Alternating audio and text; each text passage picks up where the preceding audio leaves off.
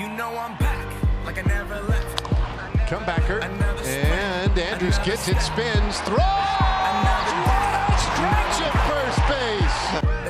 There is with a 2-0 pitch.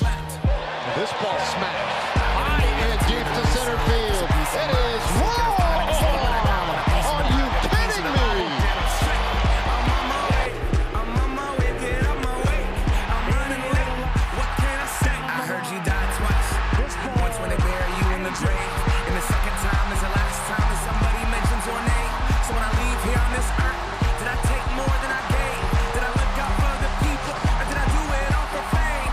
Legend is Exodus, searching for euphoria, searching through the mud to find the present, no ignoring. I got 20,000 deep up in the street like we some warriors. My mama told me never bow your head. The Texas Rangers, pride of professional baseball in the Dallas-Fort Worth Metroplex, but they weren't always a North Texas staple. In fact, their roots were established north of the Lone Star State.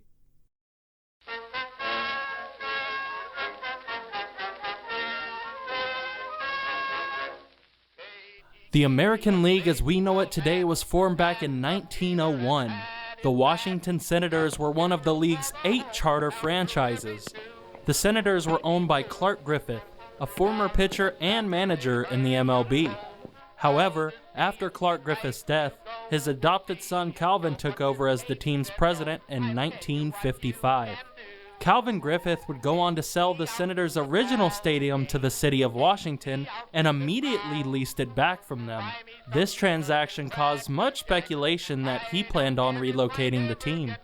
Despite initial pushback from the American League, a deal was reached in 1960 that gave Griffith the relocation he wanted.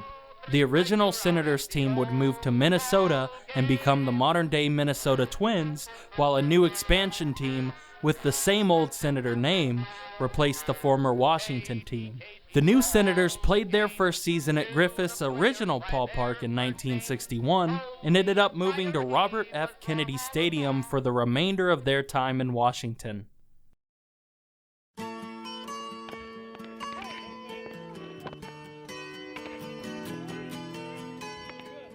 After majority ownership of the team switched hands multiple times, Robert E. Short purchased a majority interest in the team in 1968. After owning the Senators for roughly 3 seasons, Short was persuaded by Arlington Mayor Tom Vandergriff to relocate the team to the Dallas-Fort Worth area.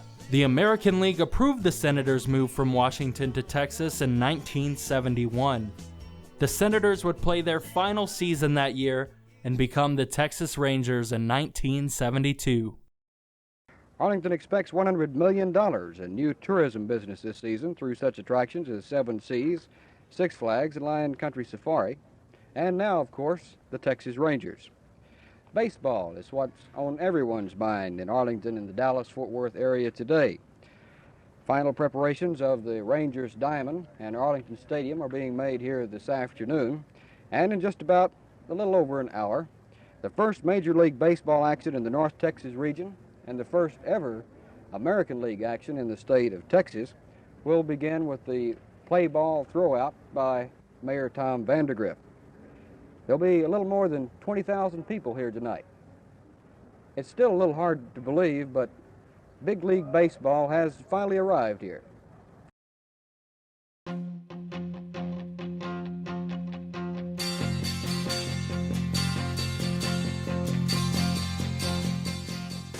The Rangers played their first game against the California Angels at Anaheim Stadium and lost with a final score of 1-0. However, they bounced back in their first home opener at Arlington Stadium with a resounding 7-6 victory over the Angels. During that 1972 season, Joe Burke was the general manager of the team.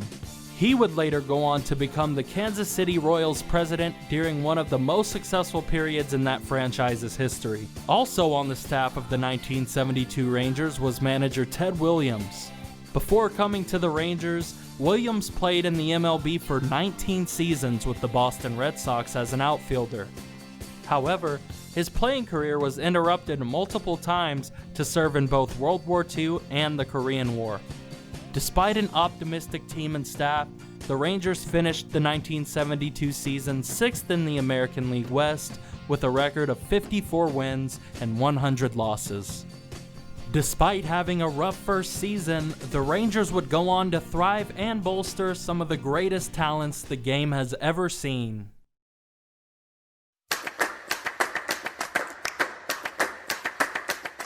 Since their formation in 1972, the Rangers have claimed 7 American League West Division titles and 2 American League pennants. The club bolsters a plethora of amazing players throughout its history, many of whom have become Hall of Famers. One of the most iconic players to ever put on a Rangers jersey was pitcher Nolan Ryan. Ryan was 42 when he signed with the Rangers, and that deal made him the first player ever to play for all 4 of the MLB's original expansion teams. During his stint with the Rangers, Ryan threw the 6th and 7th no-hitters of his career. Fly ball, right field. Ruben in foul territory. Number 6 for Nolan Ryan. In 5 seasons with the Rangers, Ryan had a 51-39 record, a 3.43 ERA, and 939 strikeouts in 129 starts. Nolan Ryan would retire with a total of 324 wins and a major league record 5,714 strikeouts. He has cemented his place in the Baseball Hall of Fame as one of the greatest pitchers to ever play the game. Another amazing talent to play for the Rangers was Ivan Pudge Rodriguez. Rodriguez spent the majority of his career with the Rangers and debuted with them in 1991. He became the youngest player to catch in a major league game that season at 19 years of age. Despite being young, Pudge established himself as a dominant player from the start. He holds the all-time record as a catcher in total putouts with 14,864 of them, and is the only player to have surpassed the 14,000 mark. The next active leader in this category is Yadier Molina, who has 13,434 putouts. Not only has Pudge shown his talent for catching through his putouts, but also his durability through the number of games he caught. Rodriguez has caught more games at the major league level than anyone else, with a total of 2,427 games behind the plate. Throughout his career, Pudge won 13 Gold Glove Awards, 7 Silver Slugger Awards, and was inducted into the Baseball Hall of Fame in 2017. Because of his great contribution to the organization, he is one of only 6 players to have his number retired by the Rangers. While the Rangers have a lot to feel accomplished about on the field, their contributions to their community off the field are also very significant.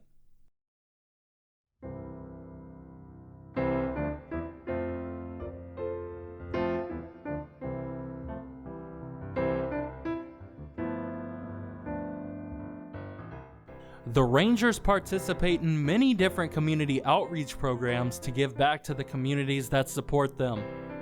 A large part of that outreach comes from the Texas Rangers Baseball Foundation. The foundation was founded in 1991, and since then they have invested over $30 million in supporting and improving local communities.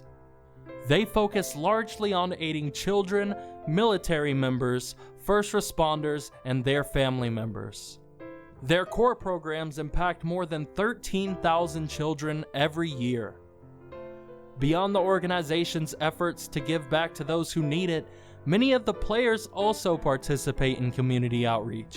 Elvis Andrus donated all new baseball and softball equipment to Jefferson High School, a school in the DFW area which was largely devastated by the recent string of tornadoes. Beyond the scope of North Texas, Ronald Guzman traveled back to his hometown of La Vega in the Dominican Republic to donate shoes to children who needed them. The Rangers have shown through their actions that baseball for them is much more than a game. It's an opportunity to give back and share success with communities both near and far.